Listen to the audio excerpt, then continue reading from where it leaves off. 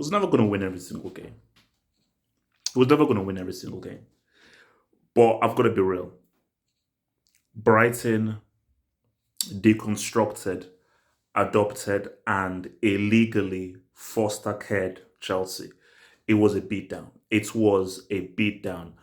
And it is quite frightening because there is something I've noticed about this whole Potter run and so forth. Because again, this is it's not Potter ball and everything. Because there's something scary that I've noticed, and I'm just trying to connect to the dots based on just what his run has been. But because when I looked at the Zerbi, I was like, really, I know this guy. I know this guy. And he was the manager of Sassuolo. And Sassuolo, if you watch Serie football, play great football. And those are guys that are really punched well above their weight. And when you look at how Brighton just cut open Chelsea in terms of the passes that they were making, the movement they were making, the off-the-ball runs that they were making, and just how inventive and imaginative they were, and how unorthodox they were in how they were attacking, very unpredictable they were. It was for football. It just shows you what good management shows. Why is Pulisic and Sterling? Why are they the defenders? Do you really think you're going to get the best out of Pulisic if he's so far back playing as a wing back? Pulisic is not a wing back. So my thing is that either you play him in an attacking position or with no Rhys James, you're going to put Azpilicueta in there because with Azpilicueta, at least you're going to get some defensive cover. He's not going to give anything going forward because the issue is, okay, you put Pulisic and Sterling there. You know they're not good defensively, but you're hoping they can bring you something offensively. But they're not. So if they're not even giving you anything offensively, what's the point of playing them as wing backs? And you have to connect the freaking dots. You could get away with it against Salzburg. It's Salzburg. They're trash. Salzburg are trash. And obviously, those Brighton guys are far better with, I think, probably one of the best players in the league in Trossard. This guy's the money. This guy's one of the best players in this freaking league. He's freaking amazing.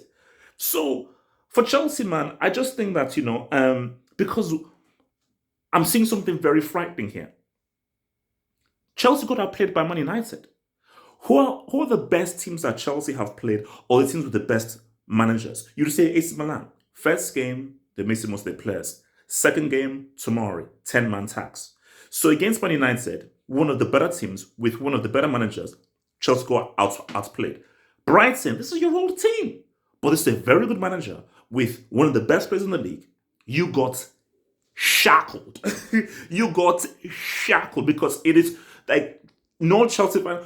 Nobody can even open their mouth and say, well, Chelsea got well and roundly beaten and it could have been worse. It says 4-1. It could have been 6-1. It could have easily been 6-1. It could have been even much more embarrassing. So this is a backhanded slap to freaking Potter because this is what your old team did to you because you were supposed to have moved up. And let's be real, as good as Potter is, I think the Zerbi has taken this team to the next level. This Chelsea team, they need a lot of work because the honeymoon is now over and now it's now real. You now lost your game. Not whenever you lost your game, because it's one thing just losing.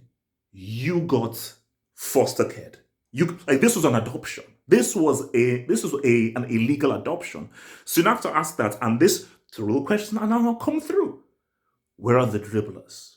Where are the pass experts? Where are the highly technical players? Where are the individual game changers? Where are the attacking guys who can really be able to say what's up and change the course of the game? Because look in a game like this is also where your really quality individuals are. It ain't Mount, it ain't Gallagher, it ain't Pulisic, it ain't Obama, it ain't freaking Sterling. Last thing, Havertz, I know you scored the goal. But what else did you freaking do? So that's why I told you, I'll take Hazard back. And now I'm watching your boy Osimhen score a freaking 3-piece for Napoli. I'm like, it's real. Chelsea need quality players, and Chelsea don't have quality players, and now they're going to lose Kante. You know what I'm saying? Subscribe, and we'll talk about it tonight on the Hangouts, man. Look over there for the Hangout tonight.